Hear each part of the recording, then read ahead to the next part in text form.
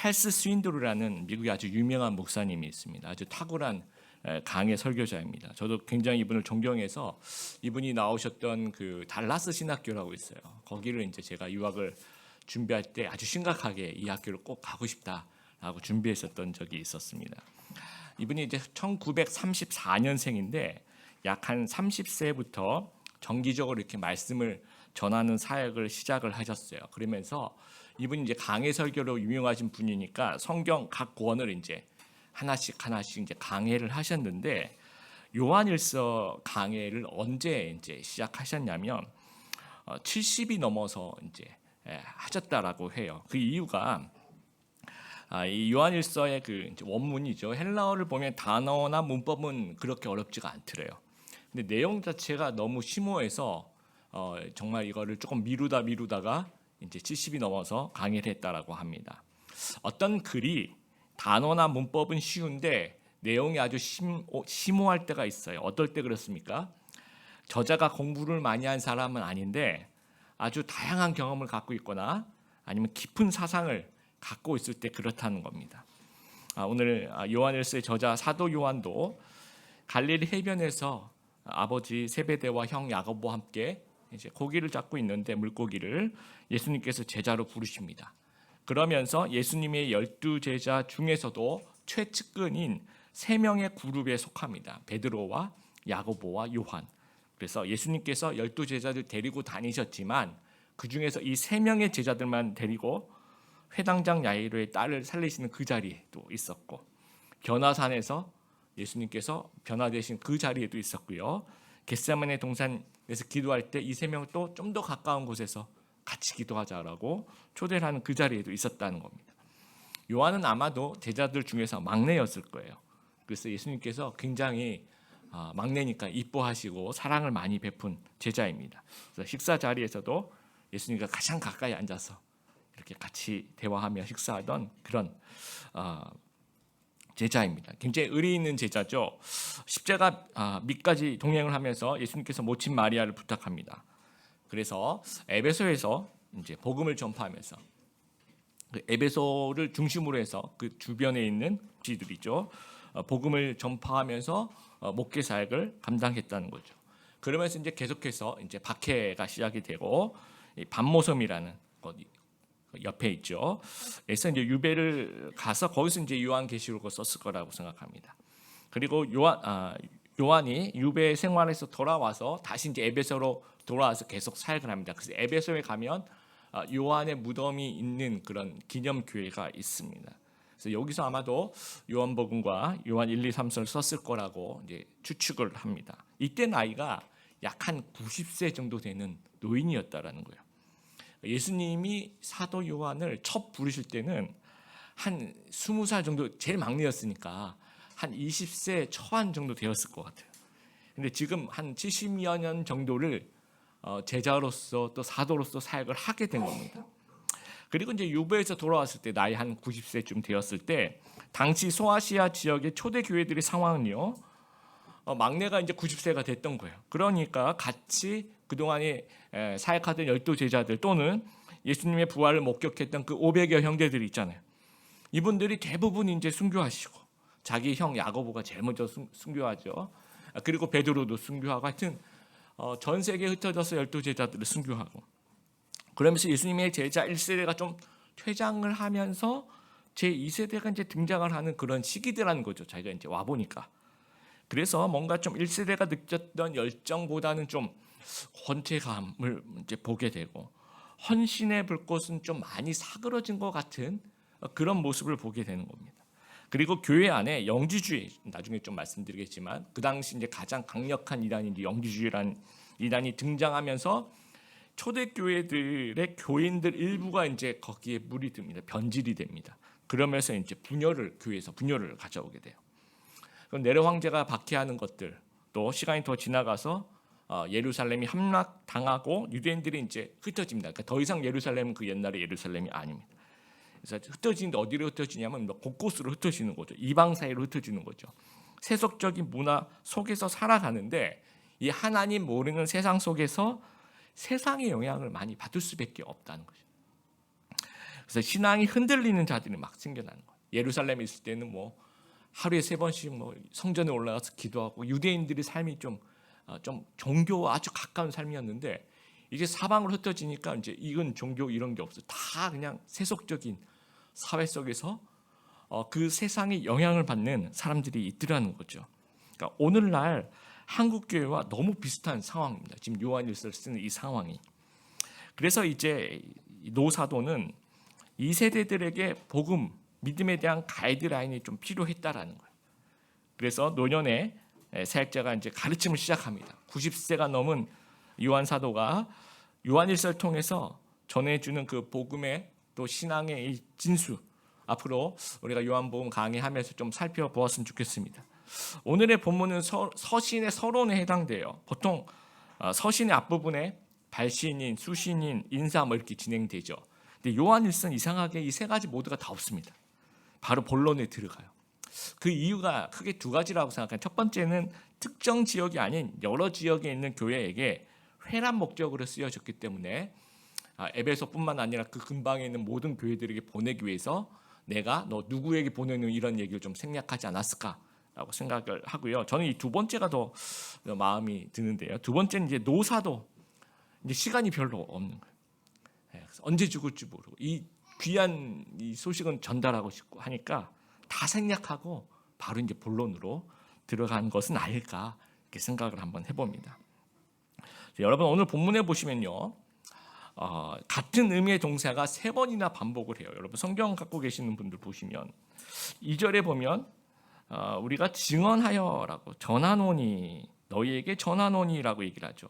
3절에도 너희에게 전함은 이라고 얘기하고요. 4절에 봐도 우리가 이것을 쓴다, 라이트한다.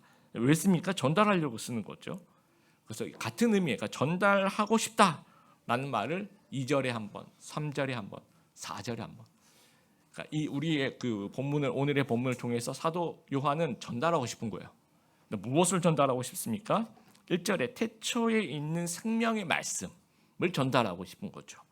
여러분 태초라는 말로 시작되는 성경이 구약이 하나, 신약이 둘. 기억나지? 구약이 어디서 시작합니까? 태초에 하나님이 하면서 이제 창세기. 또 요한복음에 보면 그렇죠? 태초에 말씀이 계십니다. 또 요한일서 오늘 본문에 보면 태초에 있는 생명의 말씀. 요한복음과 요한일서는 저자가 같잖아요. 그러니까 똑같은 단어를 쓰고 있습니다. 이 태초라는 말은요, 굉장히 초월적이고 신비적이죠. 결국 이제 이 태초라는 말을 가지고 하나님을 좀 더 부각시키고 싶은 거예요. 하나님을 얘기하고 싶은 거죠. 그래서 창세기에도 태초에 하나님이 그럼 이제 하나님에 대한 얘기를 하는 거예요. 또 요한복음에도 태초에 말씀이 계시니라 이 말씀이 하나님이시죠, 그렇죠? 예수님을 얘기하는 거고요. 요한일서에도 태초에 있는 생명의 말씀 이거 다 예수님을 이야기를 합니다. 그래서 예수님을 전달하고 싶다는 거예요. 너희에게 예수님에 대해서 전해주고 싶다라는 거예요. 근데 이유가 이제 두 가지가 나오죠. 왜라고 했을 때 3절에 사귐, 너희와 사귐이 있게 하기 위함이다. 4절에 이것을 쓰면서 같이 기뻐하고 싶다라고 얘기를 해요. 그래서 이걸 좀 축약을 해보면 예수님을 전해주고 싶은데 그 사귐과 기쁨 때문이다라는 말을 지금 축약해서 지금 하고 있는 겁니다. 그래서 노사도가 전하는 예수님은요 두 단어로 표현하고 있는데 첫 번째 사귐이죠, 그렇죠? 두 번째는 기쁨이에요. 하나씩 좀 살펴보았으면 좋겠습니다. 첫 번째, 예수님과의 사귐을 회복해야 됩니다. 여러분 사귐이라는 말, 또 우리 쉬운 성경에 교제라고 번역을 하고요. 헬라어에는 여러분 아주 많이 들어보셨을 거예요. 코이노니아라고 표현하고 있습니다. 이것을 나눔이다, 교감이다, 참여, 회합, 연대, 동역 이렇게도 번역을 할 수 있습니다. 이 사귐이라는 번역 너무너무 좋은 것 같습니다. 사귐 또는 교제. 교회를 나타내는 두 가지 헬라어가 있죠. 첫 번째는 에클레시아고 두 번째가 이제 코이노니아인데 에클레시아는 영어로 from이라는 그런 의미가 강해요. from 무엇으로부터의 부르심이에요. 불러내었다라는 것. 세상으로부터 성도를 불러내었다는 거죠. 근데 코이노니아는 into라는 개념이에요. 무엇 안으로의 부르심이란. 무엇 안으로의 부르심입니까? 삼위 하나님과 교제 안으로의 부르심인 거예요. 그래서 한국 교회가 500년 유교의 사상 위에 이제 세워지고 또 한국이 1000년 불교의 사상에 영향이 있어요. 그러다 보니까 이제 기독교도 그 영향 안 받을 수가 없습니다. 그래서 우리 교회의 예배가 이 500년 유교의 어떤 사상을 받아서 이제 의식을 거행하는 그런 느낌이 아주 강하고요. 그렇기 때문에 의식을 거행해야 되니까 엄숙해야 돼. 그리고 뭐 소위 말해서 거룩이라고 얘기하는 그리고 이 불교의 영향을 받아서 뭔가 지극정성을 다해야 되는 거죠. 그래서 내가 늦지 않고 막 그렇게 하면 난 예배에 성공한 거야 이렇게 생각하는 거죠. 또 내가 엄숙하게 있었어 그럼 내가 예배에 성공했다라고 생각하는 거죠. 또 우리 이제 모태신앙 여러분들 중에 모태신앙들이 있을 겁니다. 모태신앙 마음속에 흐르는 정서가 있어요. 그게 뭐냐면 올림픽 정신인데요. 출석과 참석 이게 아주 어렸을 때부터 주입이 되어서 어떤 어려운 상황에도 나는 왔다. 그거죠. 출석하는데 참여하는데 의의가 있는 거. 그러면 나는 성공했다라고 생각합니다. 네, 초대교회 2세대들도 상황이 아마 비슷했을 거예요. 좀 핵심이 빠진 형식, 본질을 깨닫지 못하는 모습. 근데 사도 요한이 말하는 신앙생활, 예수님을 믿는다는 것은 엄숙 이것도 아니다. 정성 이것도 아니다. 출석 이것도 아니다. 사귐이다. 다른 말로 교제다. 코이노니아다라고 얘기를 하고 있어요. 그래서 1절에 여러분 이제 그거를 설명하기 위해서 이 생명의 말씀에 관한 우리가 들은 바요, 눈으로 본 바요, 자세히 보고 우리의 손으로 만진 바라. 들었다. 눈으로 보았다. 자세히 보고 손으로 만졌다라고 얘기해요. 그러니까 요한은요. 나에게 예수님은 이론의 예수님이 아니에요. 나에게 예수님은 먼 대상의 예수님이 아니고 아주 친밀한 사이. 눈으로 보고 손으로 만지고 귀로 듣고 아주 친밀한 사이. 코이노니아였다라는 거예요. 물론 여러분 코이노니아의 뜻 안에는 하나님과의 그 사귐도 있고 성도 간의 사귐도 있습니다. 근데 이 성도 간의 사귐은 이제 요한일서 진행되면서 차차 얘기를 또 하고 있습니다. 근데 본문은 일단은 하나님과의 교제를 이야기를 하고 있는 거예요. 여러분 그 한국 영화 중에 정말 걸작 같은 그런 영화들 중에 범죄와의 전쟁이라는 영화 있습니다. 하정우, 최민식 나왔던 여러분 기억나실 텐데요.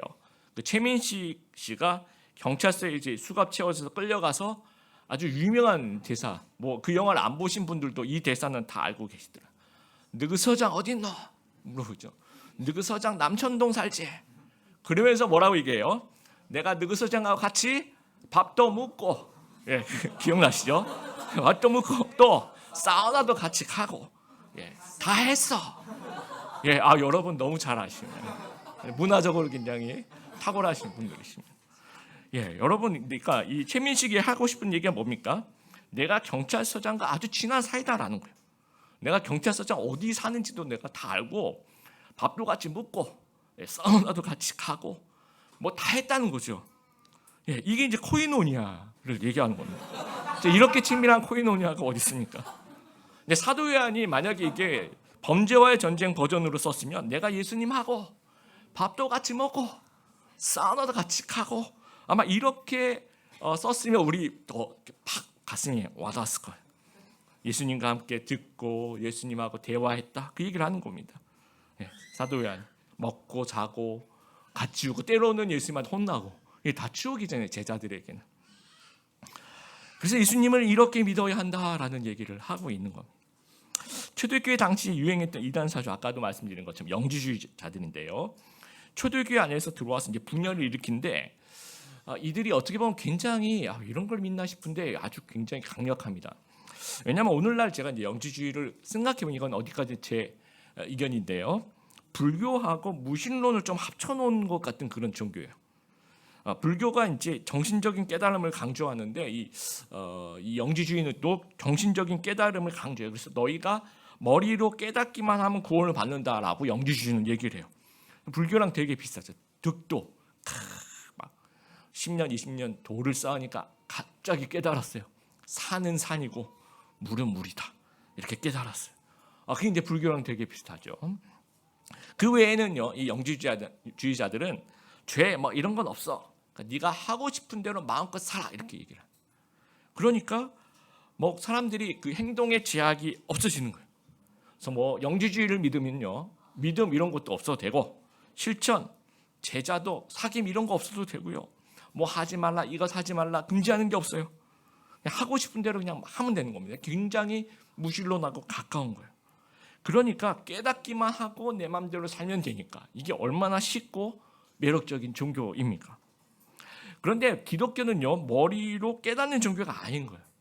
그러니까 이재철 목사님의 그 회복의 목회라는 그런 회복의 신앙 이런 책들을 읽어보면 기독교가 구도성을 잃었다라는 거예요. 그 한국교회 여러 가지 문제들 중에서 어떤 구도성, 여러분 구도성이 뭡니까? 이 도를 막 찾으려고 하는 그 진리를 추구하는 그 자세, 뭐 예수님을 알아가려고 하는 거, 예수님을 경험하고 싶어하는 그런 열정, 이런 몸부림과 갈망을 잃어버렸다는 거예요. 그래서 나는 예수님 믿어, 난 구원받았어, 그게 끝이야, 이러는 순간 한국교회 여러 문제들이 생겨났더라는 거예요. 그래서 우리 귀한 우리 성도 여러분, 여러분 구도자이십니까? 한번 생각해 보길 바라요. 내가 매일 구도자의 삶을 살아가고 있는가라는 거죠. 요한복음 17장 3절에 같이 한번 읽어볼게요. 영생은 곧 유일하신 하나님, 참 하나님과 그가 보내신 자 예수 그리스도를 아는 것이니라. 요한이 말하는 아는 것은요, 내가 BTS 노래 잘 알아, 나 블랙핑크 애들 노래 다 잘 알아, 이렇게 이 정도로 아는 걸 얘기하는 게 아니에요. 요한이 정말 그 예수님과 아주 깊이 있는 그것을 아는 그 얘기를 하는 겁니다. 여러분이 20년 지구 친구를 아는 그런 암을 얘기하는 거예요. 그리고 에베소서 3장 18절 19절 같이 한번 읽어보겠습니다. 지식이 넘치는 그리스도의 사랑을 알고 그 너비와 길이와 높이와 깊이가 어떠함을 깨달아. 지식이 넘치는 그리스도의 사랑을 아는데 그 사랑을 아는 것 자체가 너비와 길이와 높이와 깊이가 어떠함을 깨달아. 이죠? 어마어마한 말입니다. 어떻게 이런 표현을 쓸 수 있어요? 그래서 영어 성경을 보면 how wide, how long, how high, how deep. 이 너비와 길이와 높이와 깊이를 우리가 깨달아서 알아. 이게 사귐이라는 거죠. 코이노니아라는 겁니다. 이 나태주 시인이 국민 시인인데, 그래서 풀꽃이라는 이 시가 굉장히 유명합니다. 이 교보문고 현수막에 걸려 있어 또 유명하게 됐는데요. 자세히 보아야 예쁘다. 오래 보아야 사랑스럽다. 너도 그렇다. 기가 막힌. 이 나태주 시인이 이제 초등학교 교사 출신입니다. 초등학교 교사를 아주 오랫동안 하시면서 모든 이 사람들, 자기 반 안에 있는 친구들 다 사랑하고 싶은데 어떤 친구들은 안 이쁜 친구들이 있더래요. 또 어떤 친구들은 또 안 사랑스러운 친구들이 있더래요. 근데 본인이 교사로서 내가 이러면 안 되겠다, 내가 얘들 어떻게든 다 품어주고 사랑해줘야 되는데 하면서 오래 봤대요. 오래 봤대요. 그리고 자세히 봤대요. 그러니까 사랑하려고 자세히 보고 사랑하려고 오래 봤더니 예쁘고 사랑스럽더라는 거죠. 그래서 우리가 예수님을 가끔 보고 어쩌다 보고만, 그러면 예수님은 굉장히 멀리 계신 분이 되는 겁니다. 그래서 만약에 우리가 천국에 가서 만나면 우리가 어떻게 인사하겠습니까? 예수님 처음 뵙겠습니다. 예수님 말씀 많이 들었습니다. 이런 인사가 되면 안 된다라는 거예요. 예수님을 구도자의 마음으로 자세히 보아야 하고 오래 보아야 한다라는 거. 이게 이제 코이노니아라는 겁니다. 하나님과 이제 인격적인 코이노니아가 사라지면요, 이 종교적인 껍데기, 위선과 종교 노름 많이 남는 거예요. 예수님을 신앙생활을 코이노니아 관점에서 이제 접근해 가야 되는 거죠. 김영복 목사님이란 분이 쓰신 그 사귐의 기도라는 책이 있어요. 아주 좋은 책인데요. 저는 이 제목이 더 은혜스러운 것 같아요. 우리가 기도, 그럼 내가 하는 말 하나님께 올려드리고 뭐 그 정도로 생각하는데 그게 아니란 거죠. 이 코이노니아의 관점에서 기도를 얘기하는 거예요. 여러분, 우리의 신앙생활 다 코이노니아의 관점에서 생각해보세요. 우리가 예배드리는 이거 출석이 아니라 이게 하나님과 사귀는 과정 속에 지금도 하나님과 여러분 만나면서 사귀고 있는 거예요. 경건의 시간도 마찬가지입니다. 또 우리가 소그룹 하는 것도 이것만큼 가장 좋은 코이노니아가 없는 것 같아요. 하나님과의 사귐, 또 우리 성도들과의 사귐, 또 우리 제자 훈련할 때도 마찬가지입니다. 그래서 이런 인격적인 만남을 가져야 되는 겁니다. 우리가 살다 보면 인생에 이제 시련과 폭풍우가 몰아칠 때가 있어요.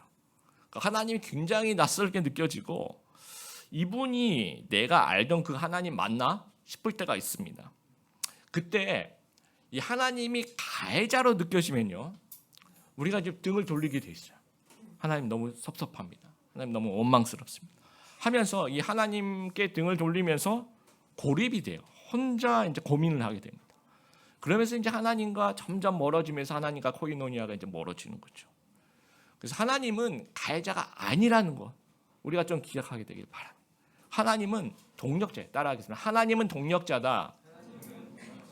그래, 하나님은 가해자가 아니야.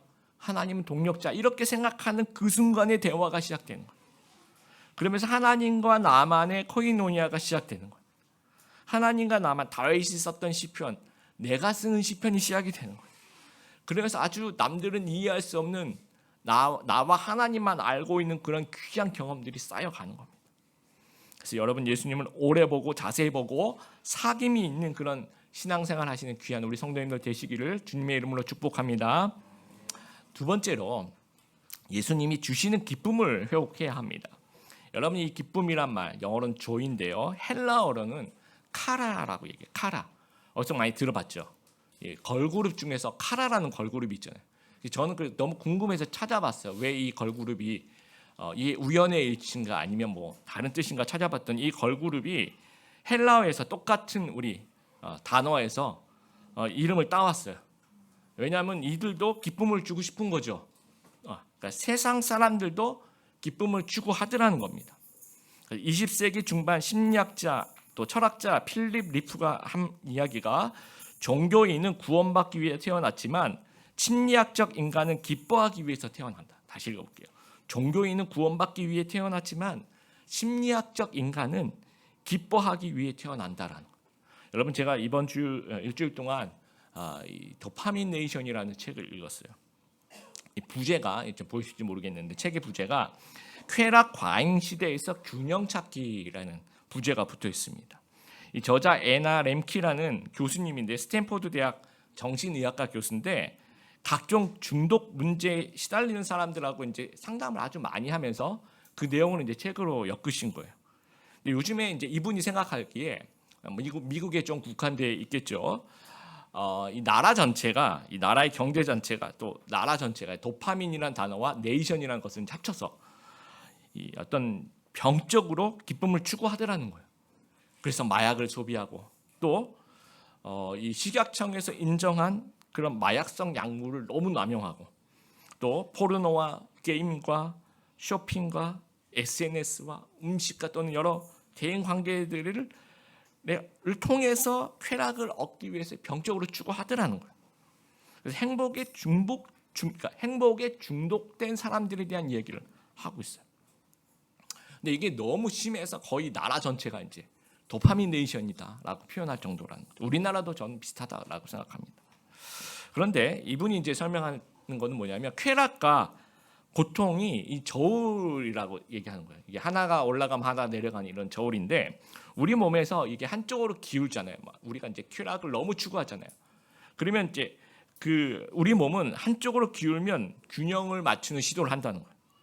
그래서 반드시 다른 한쪽으로 기울어진다는 거예요. 그래서 막 너무 쾌락이 있다가 시간이 지나면 여기에 다시 균형을 맞춰야 되니까 쾌락은 없어지고 고통이 이제 증가하게 되는 거죠. 그래서 세상이 주는 기쁨은 처음에는 막 쾌락이 있어요. 그러다가 점점 나중에는 고통이 더 괴로운 거죠. 디프레스가 있는 거죠. 그러니까 어떻게 해야 됩니까? 더 강한 것을 또 추구하는 거죠. 더 강한 쾌락이 더 강한 고통을 또 가져오겠죠. 이것이 이제 계속 중독이 되면서 사람을 파괴해 나가는 거예요. 여러분 우리를 파괴하는 것은 진정한 기쁨이 아니에요. 근데 사도 요한이 전하는 기쁨 여러분 4절에 우리의 기쁨이 충만하게 하려 함이라라고 이야기를 합니다. 여러분 우리가 한국말로 기쁨이란 말과 은혜라는 말 이렇게 보면 전혀 가까운 말이 아닐 것 같죠. 그런데 이거를 이제 원어로 읽으면요, 이 헬라어로 은혜라는 말은 카리스예요. 카리스. 저 앞에 나와 있는 것이 헬라어입니다. 헬라어랑 영어랑 되게 비슷하죠. 그래서 배울 때는 처음 배울 때는 첫 하루는 되게 좋아요. 예, 영어랑 비슷하기 때문에 그 이틀째부터 그 이후에 쭉 계속해서 지옥이지만 처음에 배울 때는 비슷하다, 알파벳 되게 비슷하다, 좋다 이런 생각이 듭니다. 그래서 이 카리스라는 단어와 카라라는 단어 이거 다 친척이에요. 이거 같은 집안입니다. 연관 단어라고 해야 될까요? 예. 그러면 어떻게 합니까? 카리스에서 카라가 나오는 거죠. 예. 은혜에서 기쁨이 나오는 거예요. 원어가 그렇다는 얘기입니다. 그래서 마틴 로이드 존스 목사님이 이런 얘기를 합니다. 기쁨이란 주 예수 그리스도를 아는 지식에 대한 우리의 영혼의 반응이다. 다시 읽어볼게요. 기쁨이란 주 예수 그리스도를 아는 지식에 대한 우리의 반응이다. 이 창조의 목적이 기쁨이에요. 하나님께서 우리를 창조하시고 보시기에 좋았더라, 보시면서 기뻐하셨다라는. 예수와 코이노니아 하는 자는 기쁨이 따라오는 거예요. 어느 목사님이 간증을 들어봤는데 청년 시절에 여러분 헤비메탈에 쾌락에 그렇게 추구했대요. 그래서 헤비메탈과 관련된 뭐 티셔츠 해골 막 그려져 있고 머리도 막 그렇게 하고 CD들 막 이렇게 모아서 크게 틀어놓고 막 그러면서 이제 친구 따라서 친구가 어디 가자 그래서 갔는데 수련회를 이제 갔대요. 그래서 그분 말로는 친구 따라 수련회를 잘못 갔다 이렇게 얘기를 하는데 그 수련회에서 덜컥 이제 예수님을 만나게 됩니다. 근데 예수님을 만나는데 그렇게 기쁘더래요. 근데 이 목사님이 그 청년 시절에 예수님 잘 못 믿었을 때 헤비메탈이 주는 그 기쁨하고는 차원이 완전 다르더라고요. 그래서 이런 기쁨이 있구나. 그래서 수련회에 돌아와서 자기가 그렇게 아끼고 사랑했던 헤비메탈 CD를 다 모아놓고 옛날에 여러분이 이렇게 손바닥만한 CD 있지 않습니까? 그거를 이제 망치로 하나씩 깨어서 부셨더라고요. 왜냐하면 이게 나에게 기쁨을 주지 못했는데 이걸 추구하면서 내가 시간 낭비했다, 헛된 기쁨이었다. 예수님 안에 다 있었다는 거죠. 어떤 청년이 목사님께 가서 물어봤대요. 목사님, 천국에 가면 뭐 해요? 그럼 천국에 가서 우리가 뭐 할까요? 그래서 목사님 대답합니다. 우리 천국에 가서 해와 같은 얼굴로 하나님을 예배해. 매일매일 예배해. 영원토록 예배해. 근데 갑자기 청년의 얼굴이 정말이에요. 저 1시간 예배 드리는 것도 이렇게 힘든데 진짜 매일매일 거기 안 죽나요? 영원토록인가요? 저 천국에 가야 될지 좀 고민 좀 하겠습니다. 이렇게 얘기를 했대요. 여러분, 이 청년이 제가 볼 때는 아직 신자는 아닌 것 같아요. 이 카리스에서 카라가 나오는 건데 이 카리스를 은혜를 아직 이해 못하는 거죠. 여러분 어디서 무엇으로부터 기쁨을 얻고 있습니까? 예수님입니까? 아니면 세상입니까? 여러분, 우리가 살아가는 세상 너무 힘들죠, 그렇죠? 일하는 것도 힘들고, 그래서 이제 우리가 취미생활도 이렇게 거기서 이제 낙을 삼기도 하고요. 좋은 관계 지인을 통해서 거기서 또 낙을 갖기도 하고, 아니면 어떤 여행을 통해서 낙을 얻기도 하고, 또 운동을 하면서 또 인생의 낙을 찾기도 합니다. 저는 이게 되게 건강한 방향이라고 생각해요. 왜냐하면 하나님이 우리에게 정서적인 부분을 또 주신 부분이 있거든요. 저는 굉장히 찬성한, 우리 성도님들도 이런 좋은 취미생활 갖는 거 너무너무 좋다라고 생각합니다. 그런데 성도가 꼭 기억해야 될 것이, 우리에게 특히 이제 성도들은 정서적인 부분만 있는 게 아니라 보다 더 깊이 있는 영적인 부분이 또 있는 거예요. 그렇죠? 그러니까 어디까지나 아까 얘기한 전 취미나 이런 것들은 정서적인 부분인 거고요. 가장 중요한 영적인 부분의 충족을 우리가 늘 고려해야 된다는 거예요. 그래서 성 어거스틴이 고백록에 이렇게 얘기합니다. 주님께서 주님을 위해 우리를 만드셨으니 우리의 마음은 주님 안에서 안식을 찾기까지는 안식을 얻지 못합니다. 다시 읽어볼게요. 주님께서 주님을 위해 우리를 만드셨으니 우리의 마음은 주님 안에서 안식을 찾기까지는 안식을 얻지 못합니다. 그래서 우리도 이렇게 고백했으면 좋겠어요. 하나님, 내 삶에 그리 웃을 일은 없지만 하나님이 나의 안식의 피난처, 원천입니다. 하나님 생각, 하나님의 인재를 느끼면 나는 상황과 관계없이 너무 기쁩니다. 하나님이 내 인생의 유일한 낙입니다. 이렇게 좀 고백할 수 있는, 카리스에서 카라를 좀 느낄 수 있는 귀한 우리 성도 여러분 되길 바랍니다. 여러분, 우리가 보통 믿음에 대해서 설명을 할 때 사도 바울은요, 신학적인 설명을 해요. 바울 서신 읽어보면 예수의 죽으심과 부활하심이다, 이게 복음이다 라고 얘기를 해요. 맞아요. 너무 핵심을 파고든 아주 탁월한 인사이트라고 생각합니다. 근데 사도 요한은 조금 다른 방법으로 다른 방향에서 얘기를 합니다.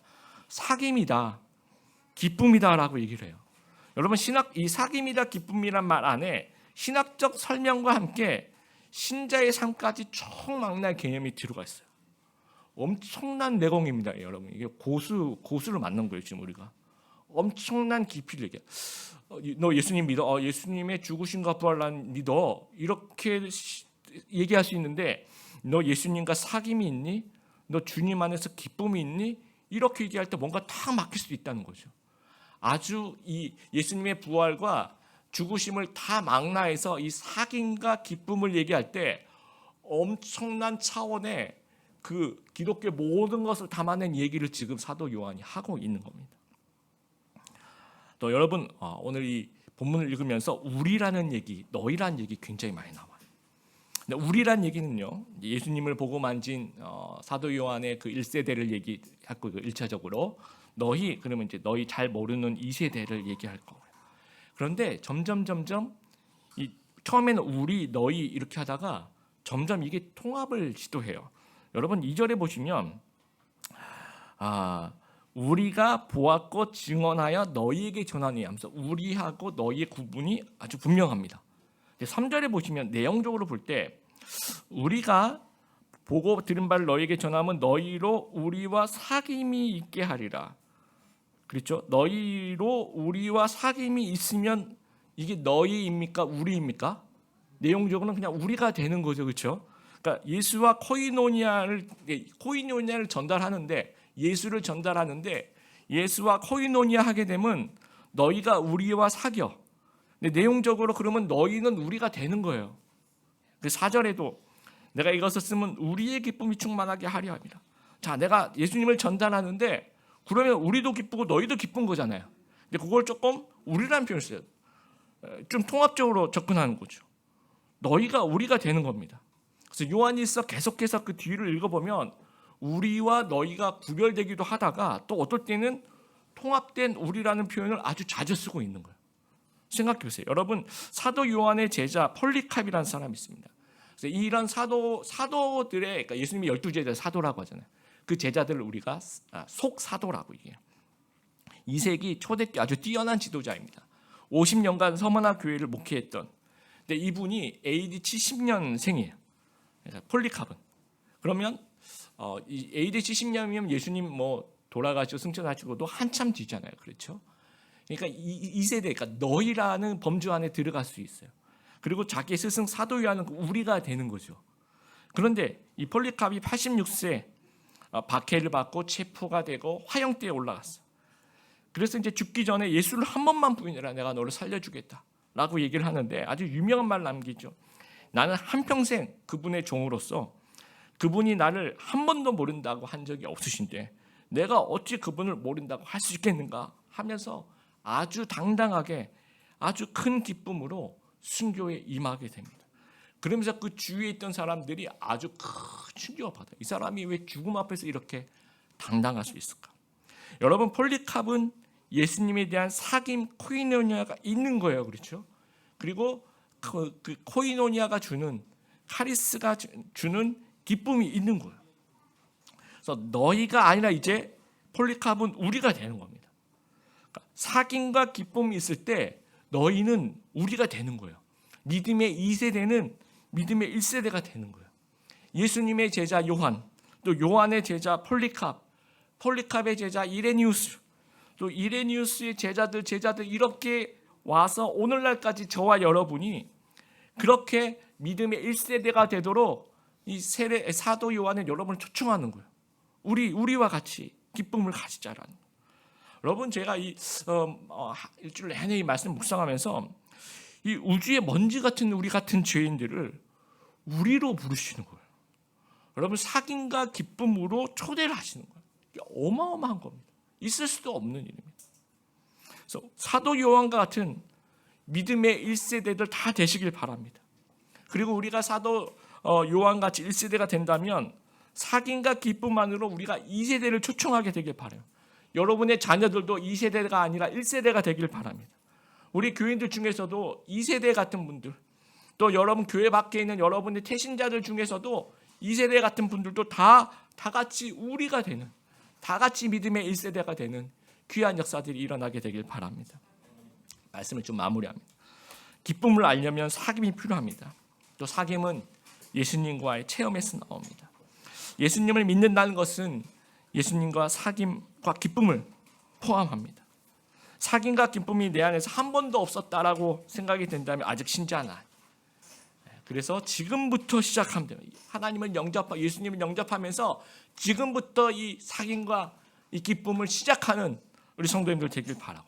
과거에는 있었는데 난 지금 없는 것 같아. 과거에는 분명히 있었어. 그렇다면 이미 여러분 하나님을 믿는 분이시지만 회복이 필요해요. 그래서 정말 다시 시작한 여러분 되기를 바랍니다. 그래서 예수님은요 우리를 사귐과 기쁨으로 초대하세요. 그래서 사귐과 기쁨을 지금부터 좀 시작해보고 다시 이전에 이뤘던 사귐과 기쁨을 회복하면서 깊이 있는 믿음의 길 걸어가시는 귀한 성도 여러분 되시기를 주님의 이름으로 축복합니다.